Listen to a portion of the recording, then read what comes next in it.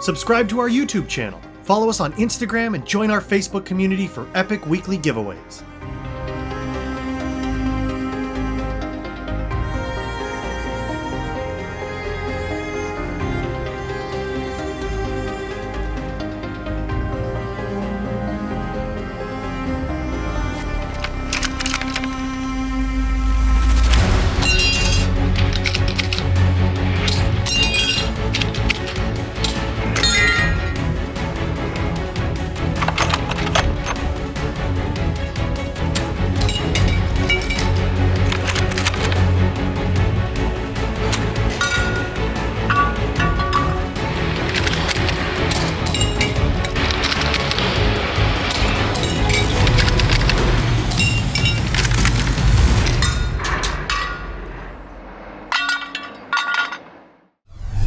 What's up, Airsofters? This is the SV-98 bolt-action airsoft sniper rifle by Snowwolf.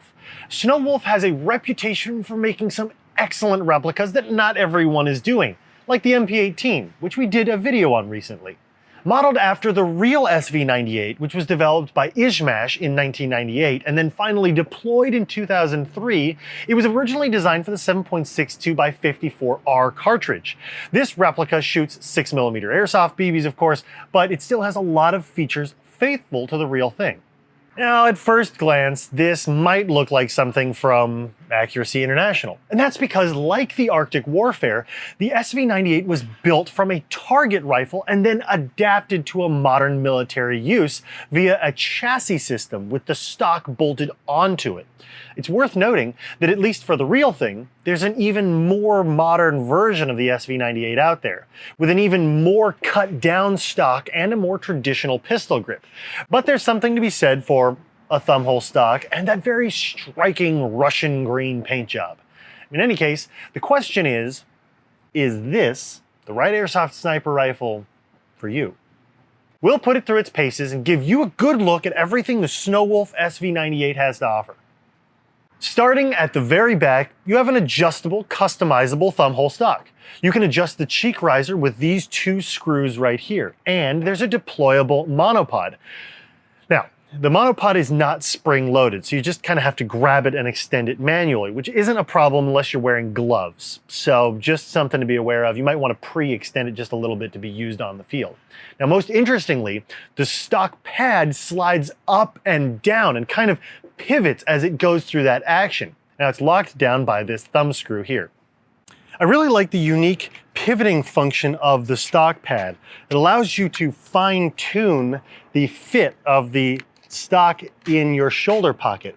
I will say, though, that I do wish that the thumb screw that allows you to tighten down the clamping force on that stock pad, I wish that was a little tighter or had a more positive lock, as if you really force it, even when it's tight, you can get it to shift around. Not a big deal, but if you're in a situation where you've found the exact position of the stock pad that you like, you may find yourself wanting to glue it in place as opposed to relying on the tension of that thumb screw.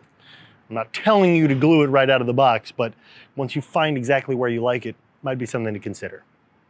I also appreciate that it has an adjustable cheek riser, so you can get a good sight picture with different scope heights. But the double adjustment points can make it time-consuming to make that adjustment and a little bit finicky if they get out of sync. The whole stock on this rifle is made from nylon fiber reinforced polymer, which keeps it light and keeps the price down. Now, the real thing has a wooden laminate stock, but that would drive the price way, way up. The stock is held together by a series of screws that keep the two halves of the stock together. Sort of like how Accuracy International builds their rifles. I wonder if you can sense a theme here with these precision-style rifles. The pistol grip has some molded-in texturing, but it's just plastic and, if I'm honest, it's kind of slick. That's not really much of an issue with this style of stock, but if you really wanted to, some skateboard tape would give you the grip you're looking for, or this is a great opportunity to learn how to stipple. Now, personally, I found the grip to be a little chunky. And ultimately, I found it more comfortable to treat it more as like a Cali paddle style grip, shifting my thumb over top of the stock when firing. Now, this is an added advantage for people with smaller hands because I found the trigger to be a little bit far forward. If you have problems reaching the trigger, simply adjust your grip and you'll have an easier time. Speaking of the trigger, it's predictable, albeit a little squishy. There's no tactile release, but ultimately it's predictable and smooth. The action on these will be familiar to anyone who's ever shot a bolt-action sniper rifle before, especially in airsoft. The bolt handle rotates nicely and the pull is nice and smooth and easy to operate, significantly reducing fatigue when sniping for extended periods of time, which you're going to want to do with a rifle like this. The safety is on the right side, back for safe, forward for fire. And the bolt needs to be manipulated for every shot because it's a bolt-action sniper rifle. Additionally, the safety actually locks the bolt, preventing you from racking a BB into the chamber until you're actually ready to fire. I really like that feature. It really helps to cut down on negligent discharges. Moving down and forward, the magazine is proprietary, but at least it's located in the proper spot. There's a paddle release back here, and despite the extraction cutouts in the stock, it's actually quite tight and difficult to get at. On the real thing, the magazine is actually released using the magazine itself and would be a pair of buttons on either side that you pinch to extract. I kind of wish that they had done the same here, even if it would have cost more and limited magazine capacity somewhat. The magazine itself is quite light and made of polymer, but it holds 65 rounds, which is plenty for a sniper. And I'll be honest, it's a lot more than many other spring-powered sniper rifles in this price range. Additional magazines are available and they're pretty cheap, so there's that. Further forward on the underside is the hop-up dial. Now, this is a very nice clicky dial that lets you precisely adjust your hop up. Now, in my opinion, this is a really nice, well thought out feature. Further forward of that, there's a few options for mounting bipods. On this one, we've gone with a Harris style bipod, attaching it to the forward sling point, but there's also a removable QD point that will work with certain stud type bipod designs. I just couldn't find one for the filming of this video, so this is what you got. If you decide to use the Harris bipod as opposed to this pin mount, you can actually remove the pin mount, which is a nice feature, so you don't take up that extra room and that 20 ounces of weight. It's not 20 ounces, it's like 6. 20 ounces is like a pound and a quarter. That would be a really heavy mount. Moving on. Moving up top, we've got a 20mm Picatinny accessory rail to which I've mounted a Matrix 3-9x50 optic.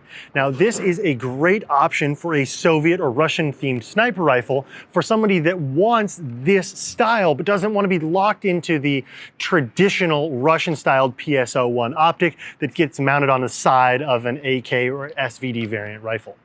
Forward of that, you can see I've got the carry handle, which is mounted to the side of the stock. I particularly like that this carry handle actually cants the rifle forward during carrying to keep you from digging the rifle into a hill that you might be climbing or banging this into a set of stairs that you're climbing to get to your next position. It's a nice feature that makes carrying the rifle easier when you're not in a sniping position, and something that not a lot of sniper rifles have. I really like that.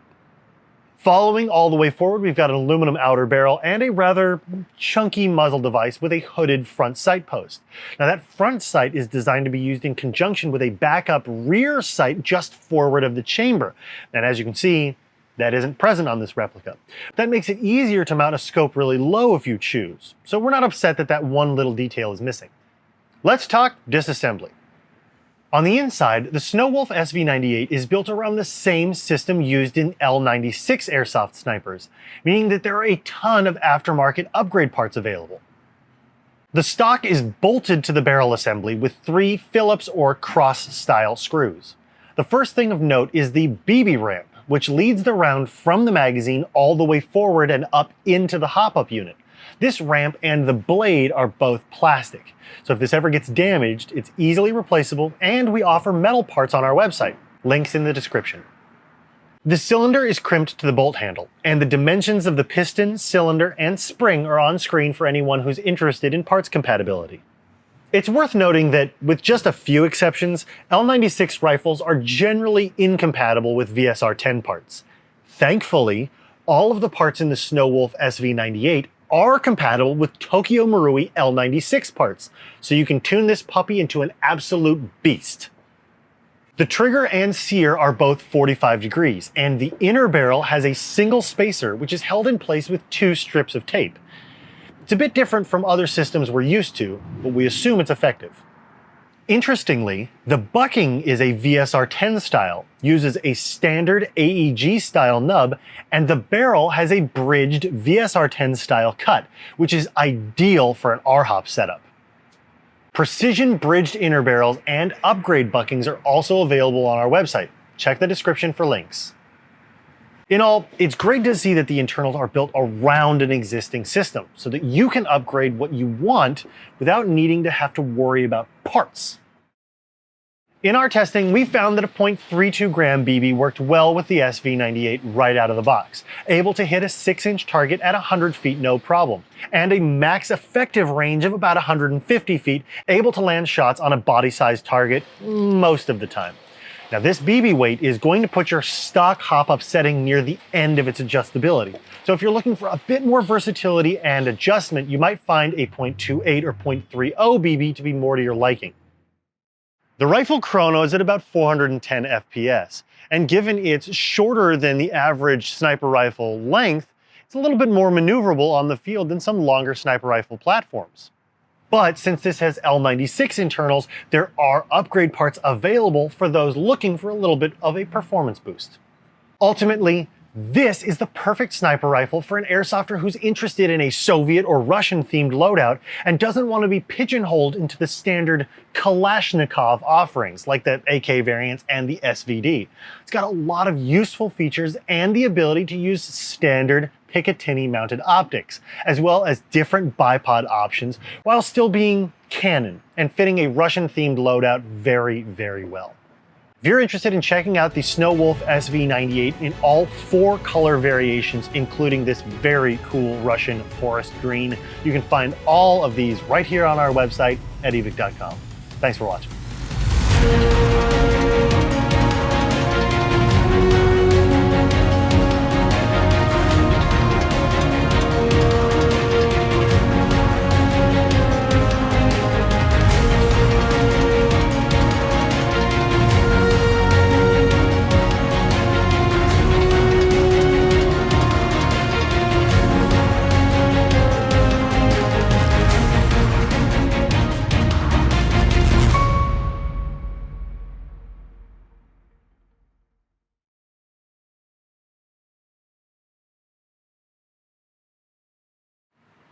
Yep. Nope.